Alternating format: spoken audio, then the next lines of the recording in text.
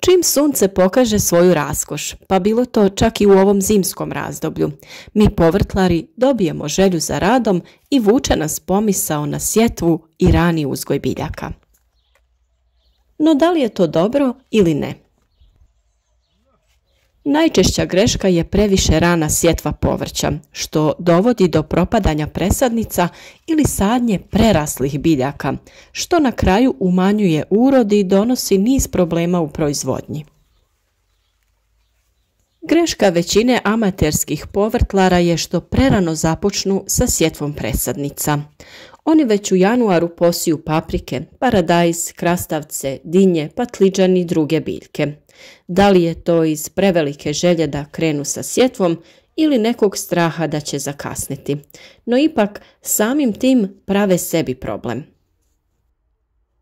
U današnjem videu ćemo pokušati da odredimo to pravo vrijeme kada je najbolje krenuti sa sjetvom sjemena za uzgoj presadnica, to jest rasada biljaka.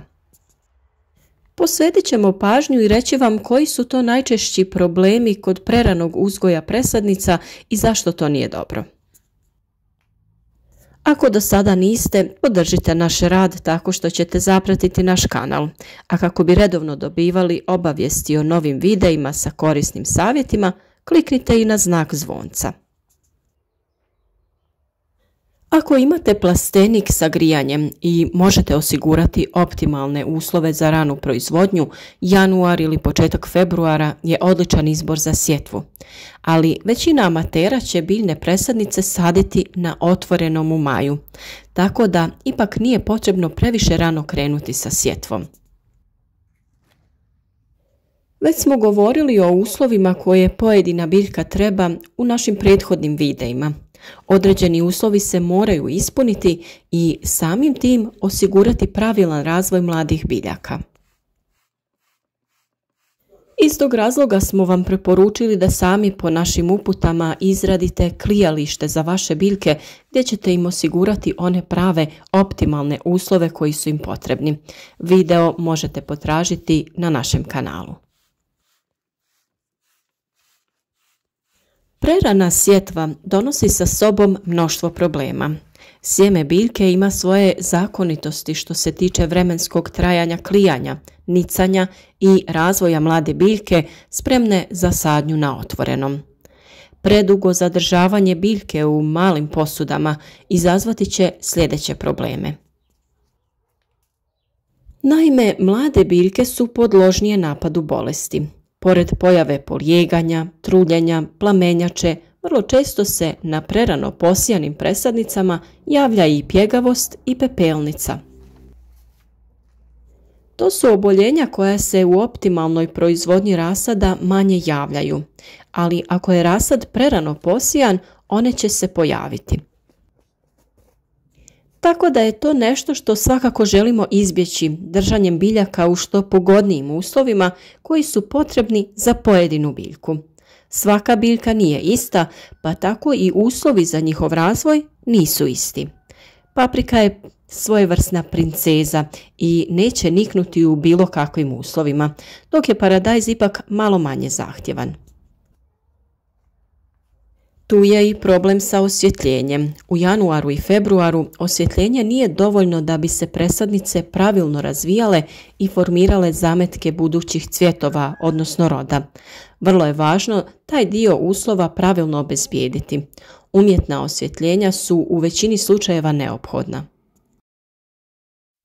Još jedna bitna stvar je imati na umu da supstrat vrlo brzo postaje siromašan hranjivima, a prostor u posudi mali za razvoj korijenovog sustava. Kako vrijeme odmiče, supstrat se također sve brže isušuje. Vrlo je važno odabrati pravi supstrat za određeni stadij u kojem se biljke nalaze. Imate poseban supstrat za sijanje i poseban za presađivanje mladih biljaka. No, ni taj supstrat ne može biljku dugoročno hraniti, pa ju je u određeno dogledno vrijeme neophodno presaditi u dobro prihranjeno tlo. Lista problema koji se mogu javiti jako je dugačka. U periodu od januara do maja često se javlja cvjetanje, čak i plodonošenje biljaka za rasad. Kada vidite da neka biljka ima cvijet, posebno plod, znajte da je već vjerovatno stara presadnica. Planiranje sijanja ovisi o namjeni uzgoja. Da li će se biljka ranije presaditi u grijani plastenik, da li će malo kasnije u plastenik koji nema grijanje ili će još kasnije biti presađena na otvoreno polje.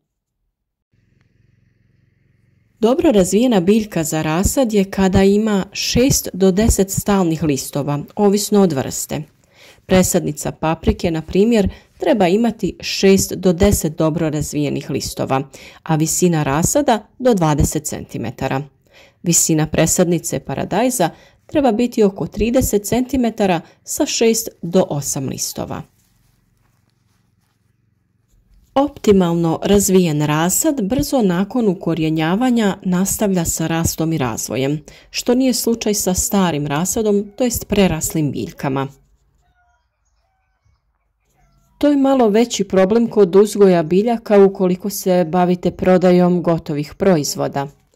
No, ukoliko imate manji vrt i bavite se uzgojem isključivo za vlastitu upotrebu, onda to nije toliko velik problem ukoliko su vam sadnice malo prerasle i malo duže stajale.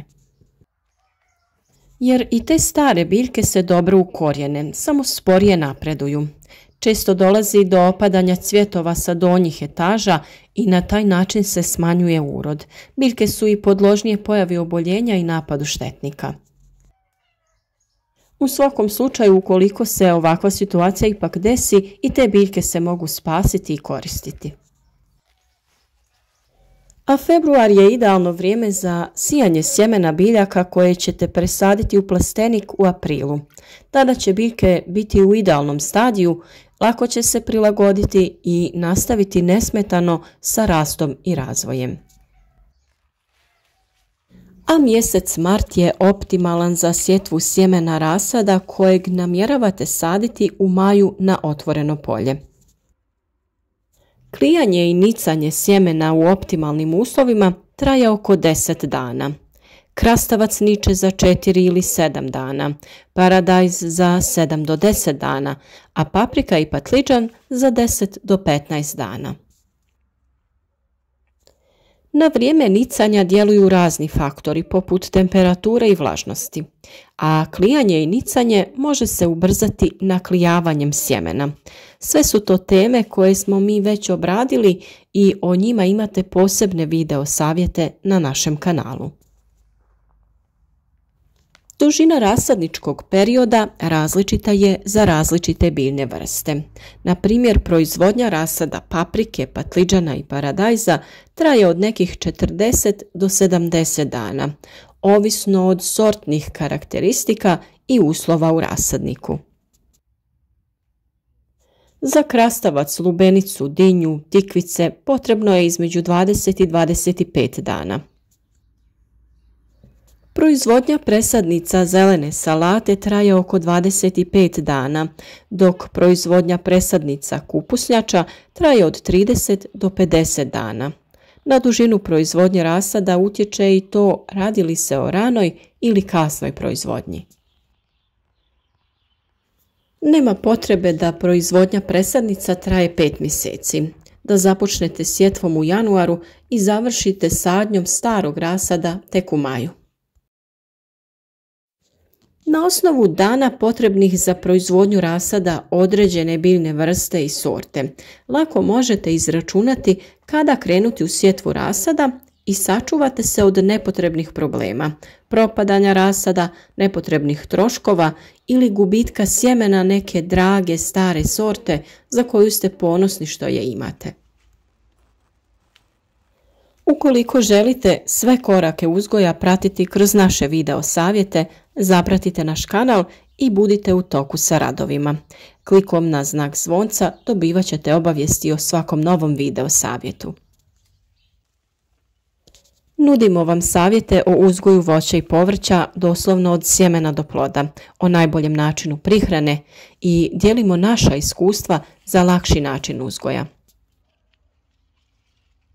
Za sva dodatna pitanja uvijek smo tu za vas, pišite nam u komentarima. A također nam je uvijek drago da nam se javite i kažete od kud nas to pratite. Postanite i vi uspješan vrtlar i prilagodite način uzgoja ovim izazovnim vremenima, kako iz ekonomskih razloga, tako i zbog klimatskih promjena koje nas tjeraju da se prilagođavamo i tražimo načine da proizvodnja bude što uspješnija.